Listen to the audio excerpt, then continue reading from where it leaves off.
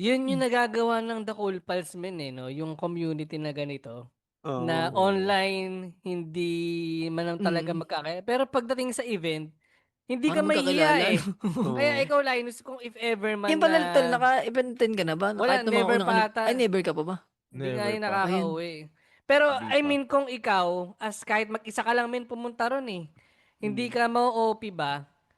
At least Panigurado. unless hindi mo sila i-approach, pero Yun kung yun din, ikaw oo. yung, "Uy, nakikita na kita online, uy, napapakinggan kita online," mga ibang podcast din dun, hindi ka mahihiya, eh. Yung mga umuuwi pa galing abroad, Mm. napaisip din ako dun sa eto appreciation ko lang din dun sa The Cool Pals na anong tamang ginawa nila at nagagawa nila magpapauwi ng mga listeners kapag may Picturean yung event. Kaya puwet nga. na may paalyan.